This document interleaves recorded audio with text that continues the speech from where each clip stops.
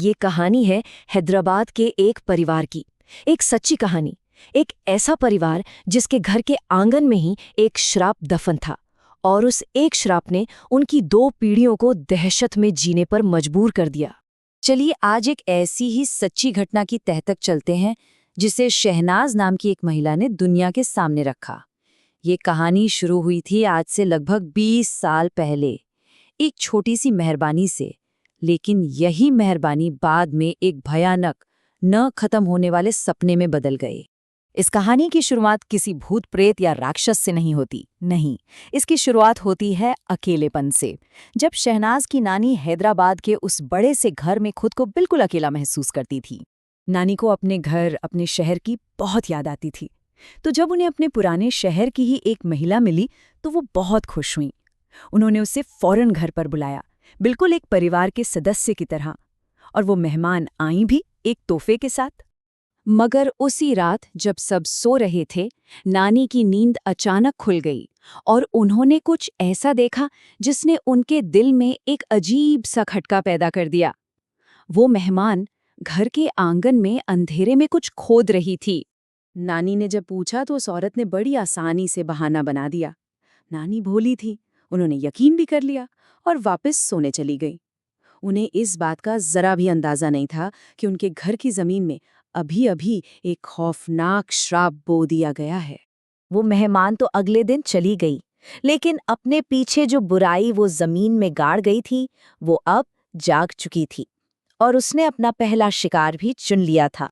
रात में शहनाज की गर्भवती मौसी की चीख से पूरा घर गूंज उठा। उन्होंने कांपते हुए बताया कि कोई अदृश्य चीज जो बर्फ की तरह ठंडी थी, उन पर हमला कर रही थी। परिवार इतना घबरा गया कि उन्होंने एक बूढ़ी औरत से मदद मांगी जो इन चीजों को जानती थी।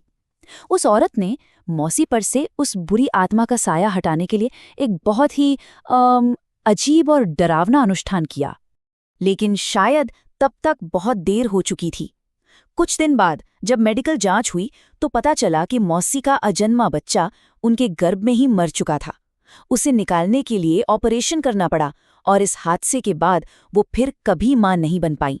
इस घटना के बाद कई साल बीत गए। परिवार ने उस खौफ को भुलाने की बहुत कोशिश की, लेकिन वो बुराई कहीं गई नहीं थी। वो बस खामोश थी, सही मौके का इंतजार कर रही थी। अब उस बुरी शक्ति ने एक नया और भी डरावना रूप ले लिया था। एक विशाल काला सांप जो अचानक कहीं से भी आ जाता और पलक झपकते ही धुएं की तरह गायब हो जाता। परिवार को लगा कि घर में सांप का बिल है। उन्होंने पूरा आंगन खोदना शुरू कर दिया और खोदते खोदते उनका फावड़ा किसी सख्त चीज से टकराया। वो ना तो पत्थर था और ना ही किसी पेड़ की जड़। और तब मिट्टी के नीचे से वो चीज बाहर आई, एक इंसानी खोपड़ी। अब जाकर सारी कड़ियां जुड़ रही थीं। अब परिवार को समझ आया कि सालों पहले नानी की वो मेहमान असल में जमीन में क्या दफना कर गई थीं। इसके कुछ समय बाद एक अजीब सड़क हादसे में शहनाज के पिता को चोटें आईं और वो बिस्तर पर आ गए। और तभी उस साये ने अपना असली घिनौना रूप दिखाया। एक साथ 2 लोगों को, एक शहनाज के पिता और दूसरा उनका छोटा पोता। इसके बाद पिता की हालत तेजी से बिगड़ने लगी। वो हर वक्त बड़बड़ाते रहते उस कटे हुए सिर के बारे में जो उन्हें दिखता था। वो उस खौफ से लड़ते रहे और एक दिन शहनाज की बाहों में ही उन्होंने दम तोड़ दिया। पर वो श्राप अभी भी उस परिवार का पीछा नहीं छोड़ रहा था। मौत का ये सिलसिला अभी थमने वाला नहीं था।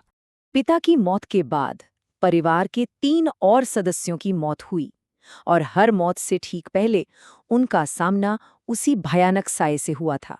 शहनाज की मां की सेहत और आंखों की रोशनी भी अचानक जाने लगी।